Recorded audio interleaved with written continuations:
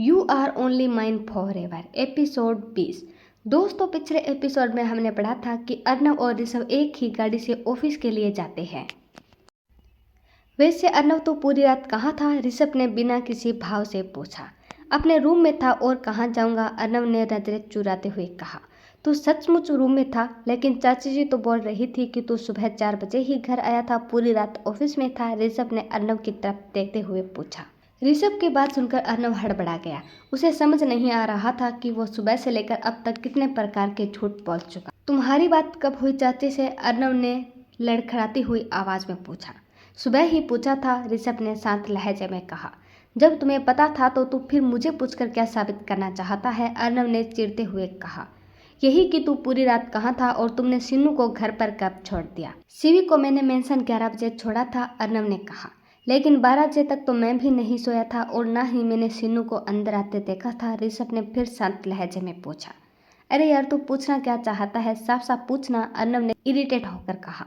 मैं तो बस यही पूछना चाहता हूँ कि तुम और सिन्नू जब पूरी रात होटल में रुके थे तो ये बात मुझसे क्यों छुपा रही हो? क्योंकि मुझे तो मालूम है कि तुम दोनों रात भर एक साथ होटल में ही थे, ऋषभ ने तिरछी स्माइल करते हुए कहा। तू हमारी जासूसी कर रहा था? अर्नव ने ऋषभ को घूरते हुए पूछा। अरे नहीं यार, मैं जासूसी नहीं कर रहा था। वो तो जब तुम और सिन्नू सुबह यूं चोरों की तरह छुपकर मेंशन में घुस रहे थे तो मैंने देख लिया था। और मैं तुमसे इसीलिए पूछ रहा हूँ कि तुम मुझसे कितना झूठ बोल सकता है, और मुझे पता चल भी गया है कि तुम मुझसे कितना झूठ बोलता है, ऋषभ ने मुँह बनाते हुए कहा। अब तुम्हारी बकवास हो गई हो तो तुम नीचे उतरो, मुझे जरूरी मीटिंग के लिए निकलना है, अर्नव ने ऋषभ को घूरते हुए कहा। तो क्या मैं बीच रास्ते में ही उतर जाऊं? ऋषभ ने चिढ़ते हुए कहा। तुम अपनी इन आंखों को खोलकर बाहर देखोगे तो पता चल जाएगा कि तुम ऑफिस के आगे ही हो, ना कि बीच रास्ते में, अर्नव ऋषभ की तरफ देखते हुए कहता है। ओ गॉड, हम ऑफिस पहुंच गए, ऋषभ ने गाड़ी से उतरते हुए कहा। और अर्नव भी अपनी मीटिंग के लिए निकल जाता है। वहीं दूसरी तरफ सिंघानिया मेंशन में सीवी बाहर गार्डन में प्रभा जी को एक्सरसाइज करवा रही थी। मैम, आपसे एक बात पूछूं क्या? सीवी ने प्रभा जी की तरफ देखते हुए कहा। प्रभा जी अपनी पलकें झपका देती है और मुस्कुराने लगती है, जिससे सीवी समझ जाती है कि ये बात करना चाहती है।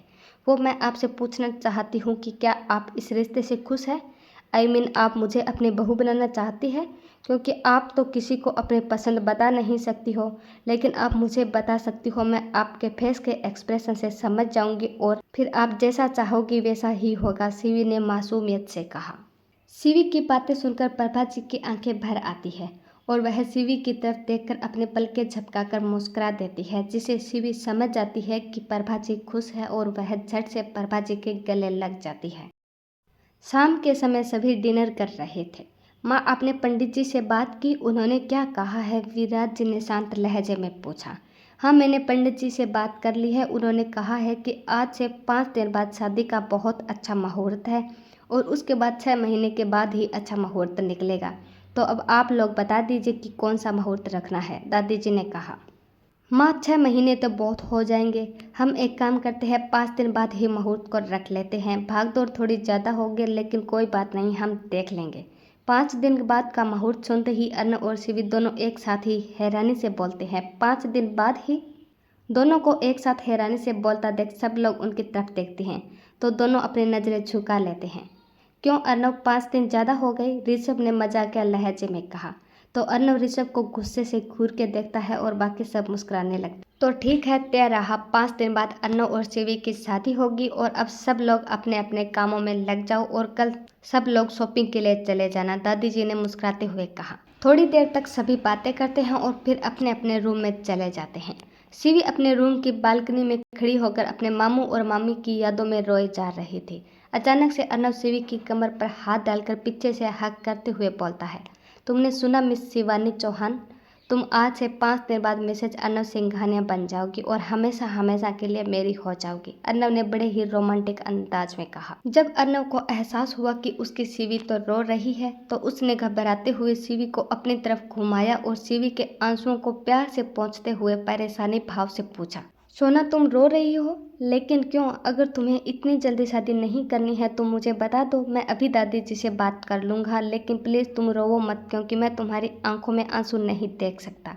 यह कहते हुए अर्नव सीवी को अपनी बाहों में भर लेता है और सीवी भी अर्नव को कसकर गले लगाते हुए कहती है, मुझे मामू और मामी की बहुत याद आ रही है। मामू ने मेरी शादी को लेकर बहुत सपने देखे थे, लेकिन आज जब मेरी शादी हो रही है तो वो मेरे साथ नहीं है, शिवी ने रोते हुए कहा। सोनाक्षी ने कहा कि वो तुम्हारे साथ नहीं है, उनका आशीर्वाद और प्यार हमेशा तुम्हारे साथ रहेगा और तुम्हारे दिल में वो हमेशा जिंदा रहेंगे।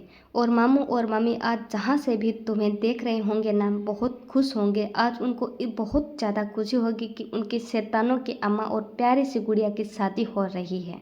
अर्नव ने शिवी के माथे को शिद्दत से चूमते हुए कहा और फिर शिवी को अपनी गोद में उठाकर रूम में ले आता है और शिवी को बेड पर बैठाकर पानी का गिलास देते हुए कहता है, ये लो पानी पियो और खबरदार आज के बाद इन आंसुओं को अपनी आंखों में आने दिया तो। कुछ देर बाद शिवी एक गहरी सांस लेकर अर्नव को कहती है, अर्नव जी मुझे आपकी हेल्प चाहिए, शिवी ने प्यार से कहा।